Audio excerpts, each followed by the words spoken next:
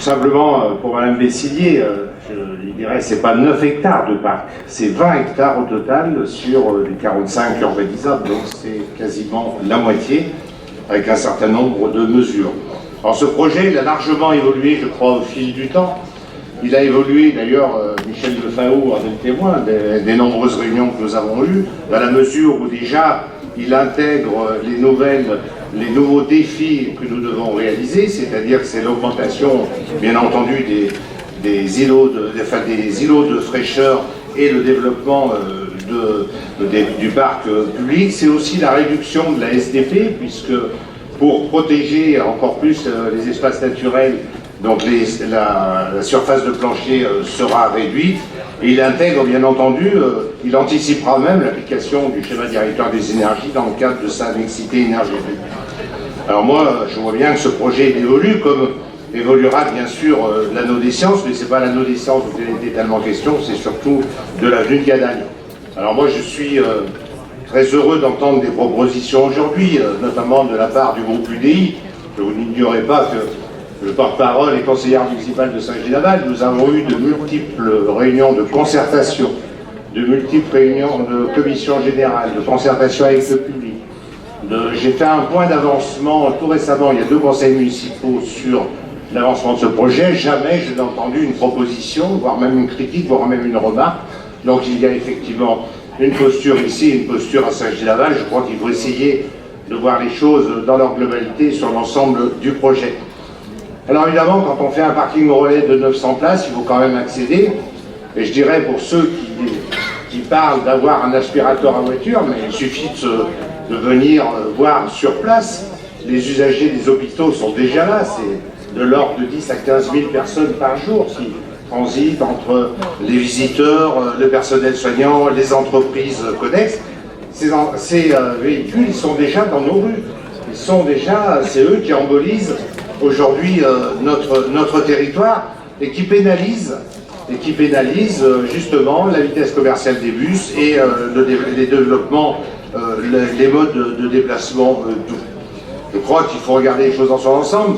Mais si vous comparez des projets autoroutiers d'il y a 10 ou 20 ans, moi j'essaye de me projeter à 2030. D'ailleurs, M. Quignou y a fait allusion dans une de ses interventions en parlant de la place de la voiture, notamment pour les zones plus urbaines. C'est qu'aujourd'hui, quand même, nier que mathématiquement et scientifiquement les émissions des véhicules qui se déplacent vont diminuer, c'est un peu aller à contresens de la technologie qui se développe. Le Citral, dès 2020, n'achètera que des bus propres. Les entreprises comme Steph à Saint-Gilles-Laval commencent à utiliser des véhicules hybrides, des véhicules à hydrogène et des véhicules électriques. L'ensemble des transporteurs se mettent au gaz bio. Ça veut dire qu'on voit bien qu'on est dans un système, dans un cercle vertueux qui font que dans 10 ans, il faut se projeter aussi un peu dans l'avenir. Dans 10 ans, les mobilités seront tout à fait, seront pas complètement propres, mais seront beaucoup plus propres qu'aujourd'hui. C'est cet aspect-là qu'il faut prendre en compte pour l'anneau des sciences. L'anneau des sciences, il évoluera, je ne vais pas reprendre les interventions que j'ai faites précédemment. L'anneau des sciences, il évoluera avec une implication et une interprétation des transports en commun d'une manière beaucoup plus importante. On voit bien qu'on est en train de construire un ring aussi de transport en commun. Il faudra bien relier à l'AI, Saint-Gilles-Laval, les hôpitaux et l'ensemble des radiales. Comme ça se fait à Londres, je veux dire dans 10 ou 20 ans ou 30 ans, on pourra avoir ou un tramway ou un métro circulaire. Sur les propositions vers la gare de Brignais notamment, ou les propositions TER, je pense que j'ai suffisamment parlé ici pour qu'elles soient reprises, mais pour des raisons bien entendu électorales, pour qu'elles soient reprises, notamment sur le prolongement du tram-train de Brignais-Givors. C'est un moyen de soulager le TER, cher à M. Georgeon, sur la rive droite du Rhône, en desservant justement toutes les activités d'entreprise, Sainte-Foy, Grigny, Givors, Francheville et d'autres encore, et Saint-Gilles-Laval, Chapeau-d'Eau, Brignais. Donc ça, c'est quelque chose qu'il faut travailler avec la région et la SNCF. Deuxième chose, sur le SCOT, cela ne nous aura pas échappé, en 2005, nous avons inscrit une liaison entre le métro et la gare de Brignais pour justement faire ce maillage avec des réseaux ou de bus électriques ou de bus à haut niveau de service. Ce sont déjà des propositions qui ont été faites à de maintes reprises et que nous commençons à développer, que nous allons développer avec l'arrivée du métro au niveau des hôpitaux.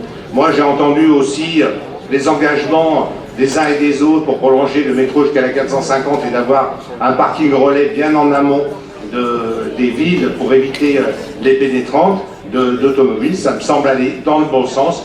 Et de la 450, effectivement, il y a de la place. Il y avait le troisième voie prévu.